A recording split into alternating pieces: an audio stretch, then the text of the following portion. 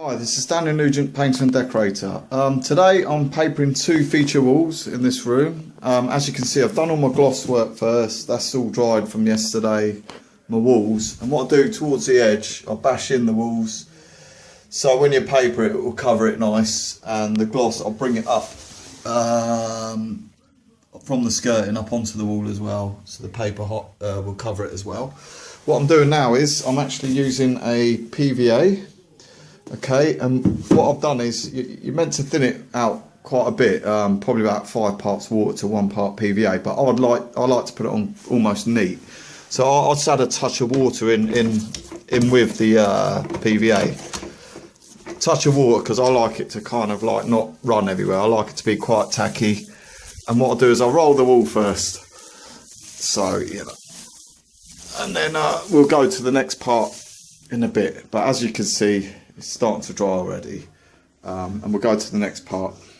Right, the next thing we do is measure out the wall. Now we have a focal point here, this fireplace, but for some reason this isn't smack bang in the middle of the wall.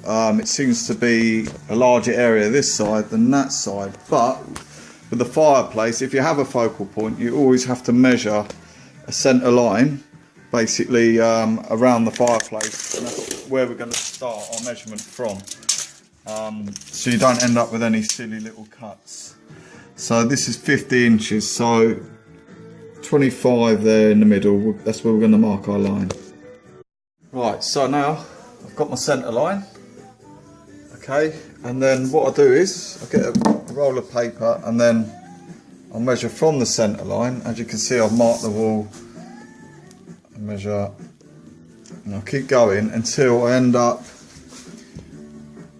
I know this is my last roll, but as you can see, I'll have that much left over, so in the corner. So it will work out that end.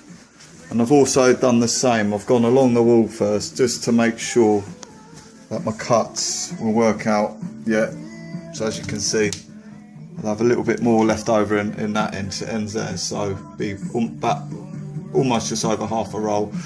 So yeah, it will work out each end, so we'll definitely go with that, because sometimes in a centre line you either work from it with a roll each end, or you go directly in the middle with a roll of paper and then measure another line and then work from that if it works out better, if you know what I mean. So yeah, away we go. So next I've mixed my paste up. Now while that's setting, I'm going to check this wallpaper out. Now you've got to make sure all the batch numbers are the same, and also the pattern. This one here is a straight repeat. Okay, so you've got to make sure that the arrows, if they're offset, it means it's a drop pattern and it doesn't repeat straight across, so don't get caught out. Always make sure you mark with a drop pattern, you have to mark the wall out A, B, A, B, A, B, and then work from a roll, and then see, you've got to move it up and down and find out where the pattern meets this side. Mark that bit of paper and keep the first two as templates, have your A's and your B's, and then work from that. It's a lot more complicated, but this is quite easy. It's a straight repeat. And then also you need to open up the packet just to make sure that it's not a paste. It could sometimes be paste the wall or paste the paper, so you've got to really be careful. Again, and that's usually showing on the back. Let's have a look. So hang in. This one is. This one's a. Yeah, paste the wall. This is a paste the wall one. So always be careful. Some of them are paste the paper, some of them are paste the wall. All right, here we go. Next thing is to measure up the wall. This one's about 85 inches. So what I want to do is go probably about 87. Add an inch for the top and an inch for the bottom for the overhang to cut off. Okay, again, don't mark it too short or try and be exact. Give it another couple of inches top for an inch top and bottom. And then when we start to roll out our paper, as you can see, where do you start from? You've got to think of your ceiling line. Now that wouldn't really look right to me, so I'll look along the paper. Oh, there's a bird there, so I probably want that quite near the top, but not too near the too near the top, so maybe about there. So this will be my ceiling line, so we get a whole bird in. You don't want like, that's your ceiling line, you get half a bird, it looks silly. So always have a look at your paper first, work out where you want the pattern to start from the top of the ceiling, so it looks nice, you know. And then start cutting your lengths. As I say, this is a repeat pattern, so we are going basically straight across. I'll put the next length on top, I'll find out where the pattern is, find it, and then mark do the same again, but don't get caught out with the drop repeat. Right, here we go. Start pasting the wall, because this is a paste the wallpaper. There's my centre line there, so remember I want to go kind of over this and over that next line there. That's where the paper is going to end, so I want to go over that as well in order to hang my next length as well.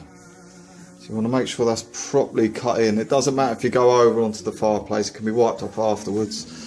You want to make sure you get plenty of paste on, don't sort of skimp, you know. And again, plenty on.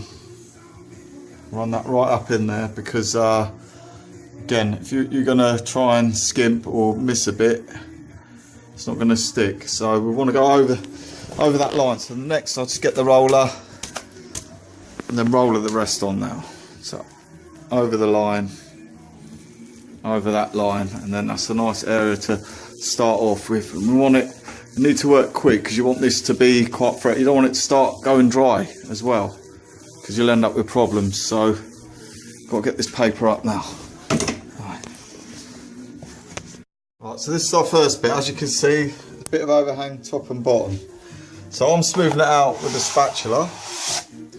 But what you want to do is go down with it like that. You don't want to press like that, just in case you get a nib and you might tear your paper. So always go kind of like away, up and down like that. You don't want to go dig into it that way or that way, okay?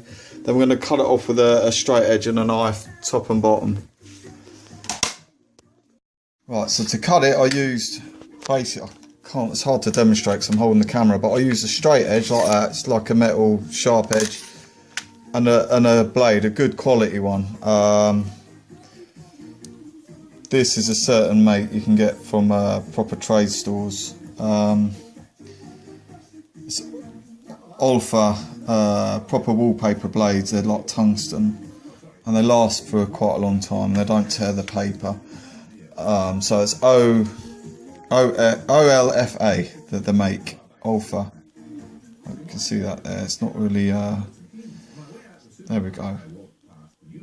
So yeah, and then as you can see, because I pasted more so than I needed to, so I went over the line, remember. So now I'm going to start pasting up the next bit over the next line. So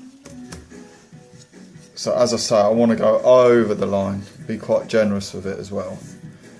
Yeah, and then basically once I've pasted that, I'll be ready for my next bit, which is already cut. It's probably a good idea to cut them already, and I'll mark them T, so you know, like this is the top edge, so you're not like putting it up and think, oh, it's upside down. So always mark it with a T, and then away I go again. Another thing as well, going around sockets. So I've put this bit of paper over a socket, and I can feel the four corners of the socket, and then what I'll do is I'll mark out. So I'll mark out the four corners into the middle.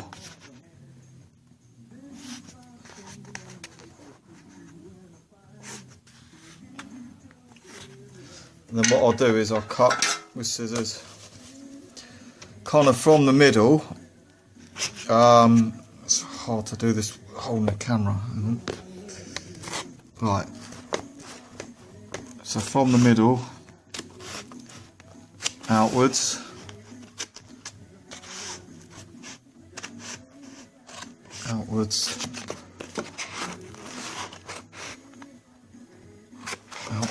and then last one.